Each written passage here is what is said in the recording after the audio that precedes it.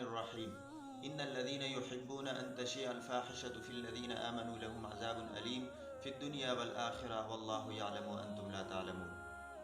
یقیناً وہ لوگ جو یہ پسند کرتے ہیں کہ مسلمانوں میں بے حیائی پھیلے، ان کے لیے دنیا اور آخرت میں عذاب ہے۔ واللہ یعلم وانتم لا تعلمون، اللہ جانتا ہے اور تم نہیں جانتے۔ آپ حضرات کے علم میں ہوگا کہ پاکستان میں ایک فلم جوئی لینڈ کے نام سے ریلیز ہو رہی ہے۔ یہ فلم کچھ اس طرح ہے کہ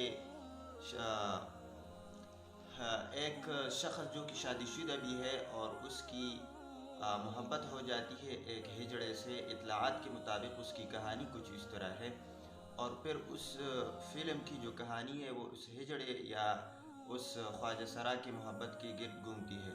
بہرحال اس فلم میں ایک آزادانہ ماحول کو پیدا کرنے کی کوشش کی گئی ہے اور پاکستان کی معاشرتی اقدار پر حملہ کرنے کی کوشش کی گئی ہے، اور اس فلم میں ہم جنس پرستی کو فروغ دینے کی کوشش کی گئی ہے۔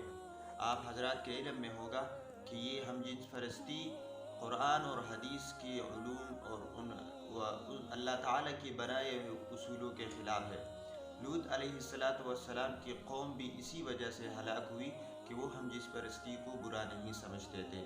لوط علیہ السلام کے بار بار منع کرنے کے باوجود بھی جب وہ اس کام سے نہ روکے تو اللہ تعالیٰ نے ان پر عذاب نازل فرمایا اور انہیں ہلاک کر دیا۔ اس لیے ہمیں اس فلم کے خلاف جوئی لینڈ کے نام سے جو یہ فلم آئی ہے اس کے خلاف آواز اٹھانی ہوگی۔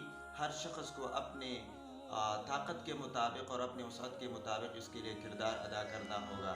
سوشل میڈیا کے ذریعے، ٹویٹر کے ذریعے، الغرض جس طرح بھی ہو ہمیں کوشش کرنی ہوگی۔ کچھ لوگ جو اس کے حمایت میں بھی بول رہے ہیں، لیکن یہ یاد رکھیے کہ جب بھی کسی قوم پر ایسی آزمائش آتی ہے یا جب ایسا عذاب آتا ہے تو اس میں تین قسم کے لوگ سامنے آتے ہیں۔ ایک وہ گروہ ہوتا ہے جو اس برائی کے خلاف کھڑا ہو جاتا ہے، دوسرا وہ گروہ جو اس برائی کی حمایت میں کھڑے ہو جاتے ہیں، اور تیسرا وہ گروہ جو خاموش تماشائی بنے رہتے ہیں۔ تو قرآن سے، بنی اسرائیل کے ان واقعات سے ہمیں یہ معلوم ہوتا ہے کہ جب اللہ کا عذاب آتا ہے تو پھر خاموش رہنے والے اور حمایت کرنے والے دونوں ہلاک ہوتے ہیں۔ اس لیے ہمیں فیصلہ کرنا ہوگا، اس کے خلاف آواز اٹھانی ہوگی کہ اب، اور یہ فیصلہ کیونکہ یہ آپ نہ کہیں کہ صرف ہماری کوشش سے کیا ہوگا۔